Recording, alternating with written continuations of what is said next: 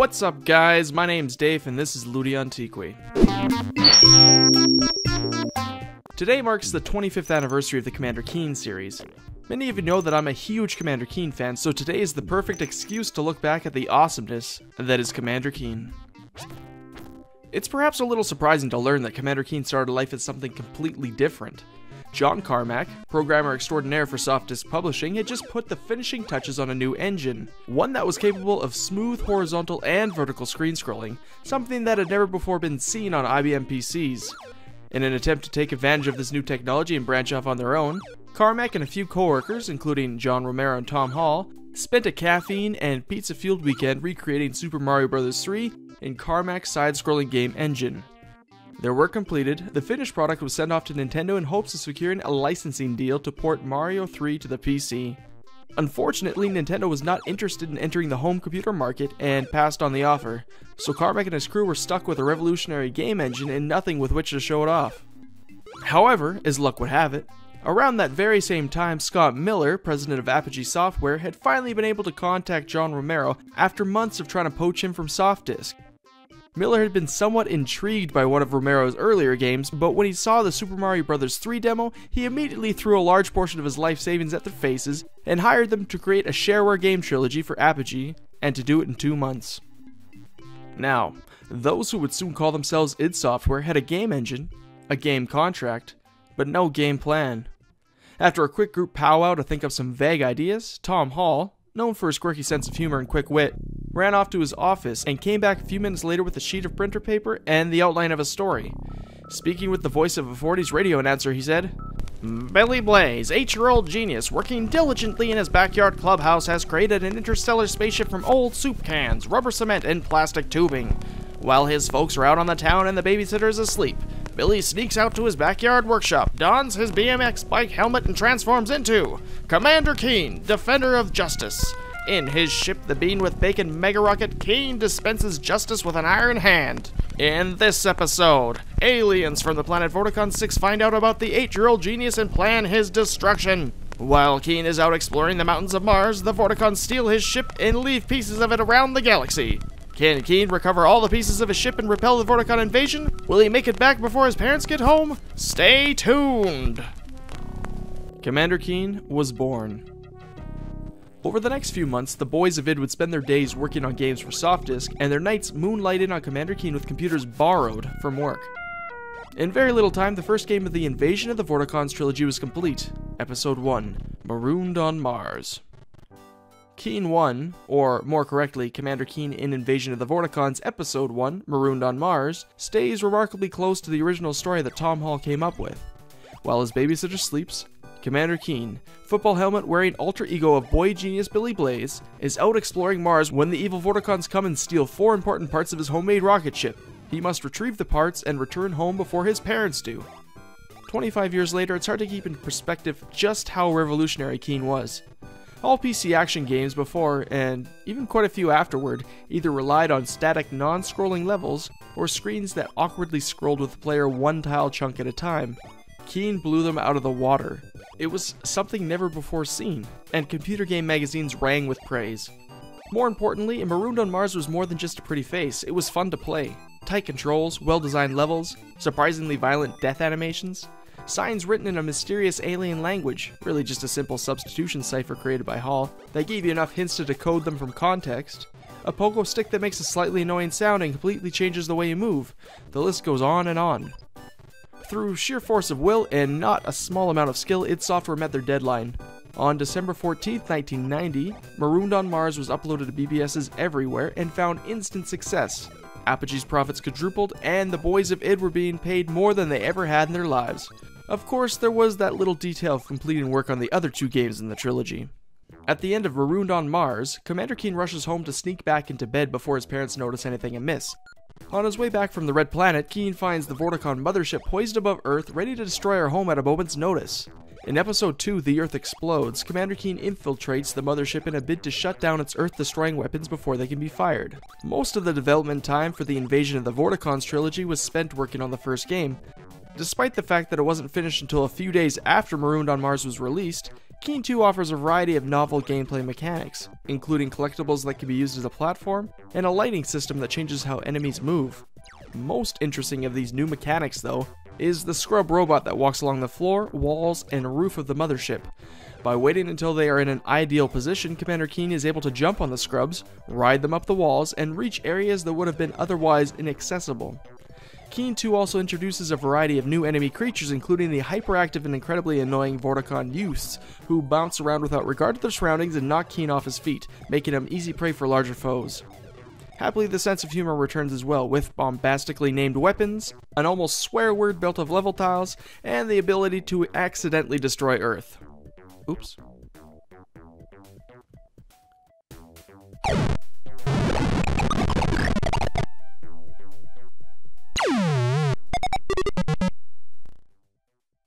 Assuming Commander Keen does stop the Vorticon mothership in Episode 2, he makes his way to the planet Vorticon 6 for the final confrontation with the Vorticons in Invasion of the Vorticons Episode 3, Keen Must Die. Work on Keen 3 was left to the last minute. The very last minute. And it shows. Apparently all 16 levels of the game were created over a 2-day period, most likely the weekend after Marooned on Mars was released, and the game shipped with numerous level design bugs, including an unreachable keycard and various levels with inaccessible point items. It's also possible to finish the game by beating only 3 levels, making for the quickest glitchless speedruns in the Commander Keen series. Also, this. So, with the end of Keen Must Die, the Invasion of the Vorticons trilogy was complete. By the end of January 1991, it had squashed most of the bugs and put out the final version of the games. It was time to move on to a new engine, a new perspective, a new game. Commander Keen in Keen Dreams. Keen Dreams was a bit of a black sheep. Instead of being published by Apogee, like the Invasion of the Vorticons trilogy, it was instead given to Softdisk in mid-1991 as part of id Software's contractual obligations to the Gamer's Edge magazette. I'll be talking a lot more about Gamer's Edge in my next video, so make sure to check that out if you're interested. It wasn't until over a year later, when Softdisk released the whole thing as shareware and marketed as the lost episode of Commander Keen, that it actually began to become well known. After being sent to his room for not eating his vegetables, Keen falls asleep and finds himself in a dream world infested with killer vegetables and run by the unfortunately named Boobus Tuber. Lacking a pogo stick and lobbing non-lethal flower power pellets instead of shooting a ray gun, Keen Dreams is a very different kind of Keen game. You must explore the various levels and find enough hidden Boobus bombs to take on King Tuber himself. Uniquely for a Commander Keen game, you can easily find yourself in an unwinnable position if you fail to grab a sufficient number of those Boobus bombs before leaving the levels that contain them. It was also the first Commander Keen game for which music was planned. Lawyer-turned-musician Bobby Prince, whose music has been playing throughout this video, composed a track called You've Got to Eat Your Vegetables, which was intended for an introductory sequence.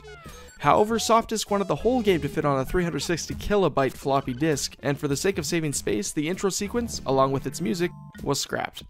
Oddly enough, a menu option to enable ad-lib music was never removed from the game, despite various updated versions being released over the years.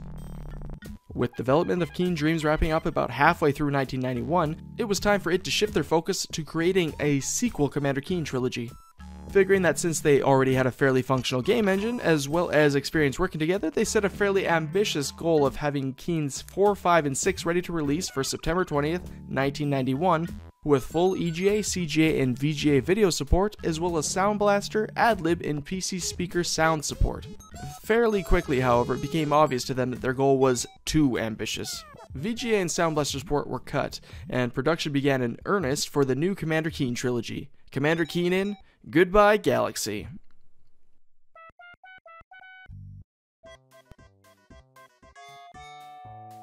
Episode 4, Secret of the Oracle, the first game in the Goodbye Galaxy series, begins with Billy Blaze listening to his interstellar radio.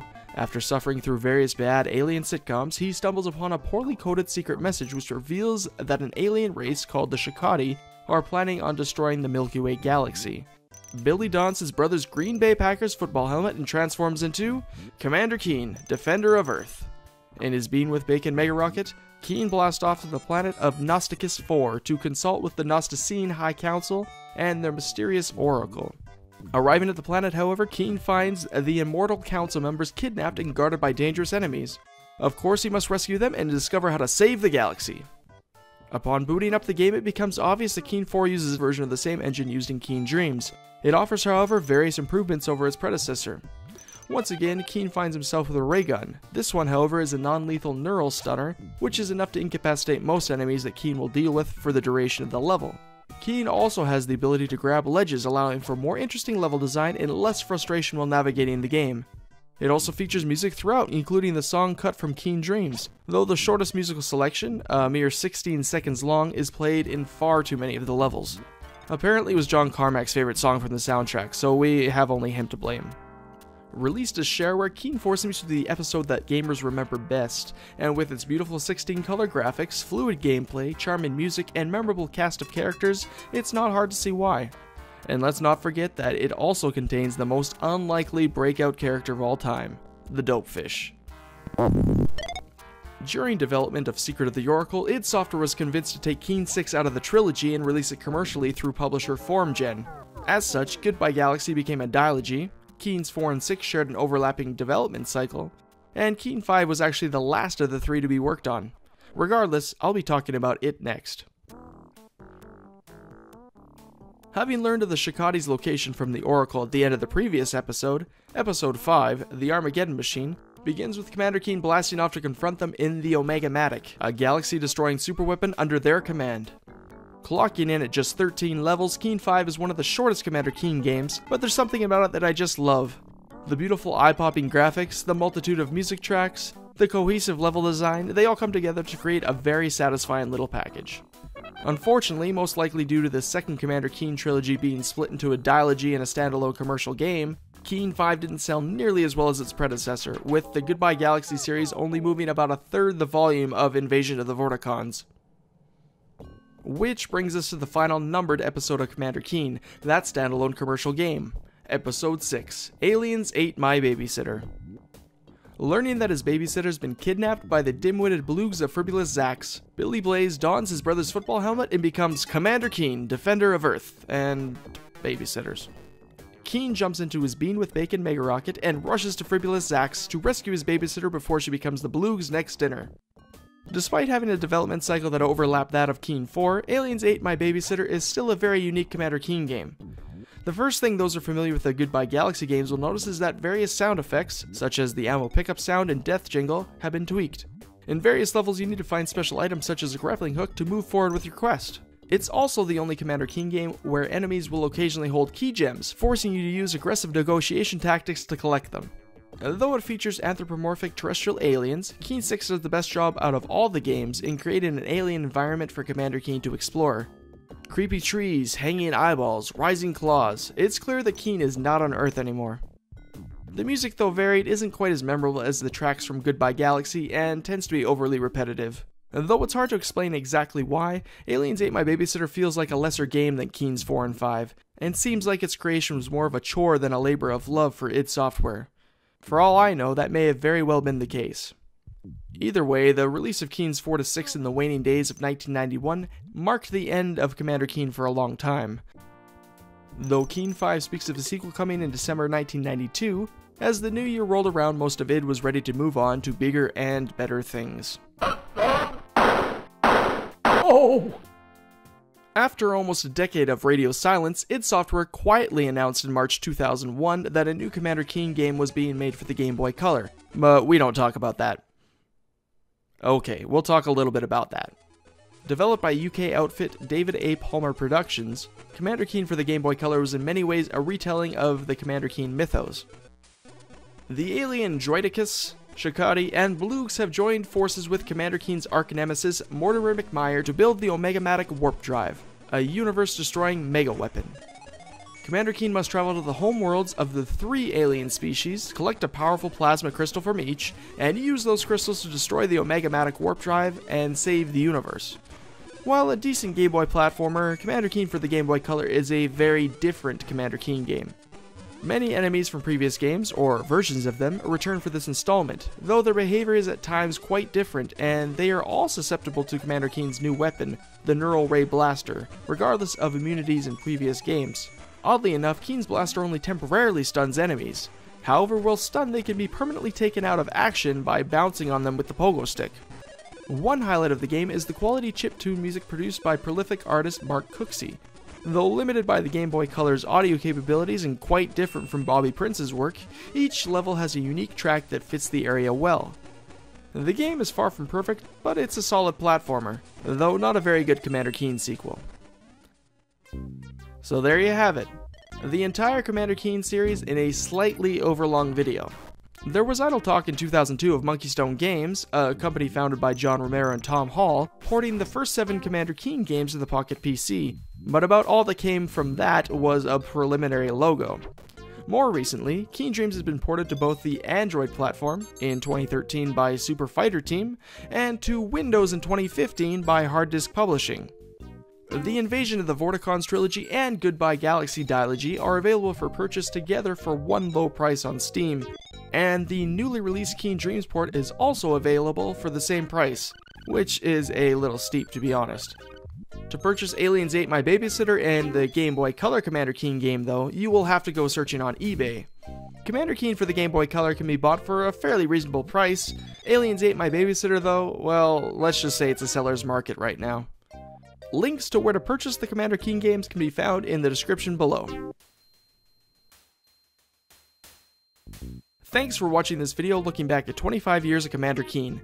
Make sure to check out my next video, where I dive into the history of id Software's other early games, and don't forget to subscribe.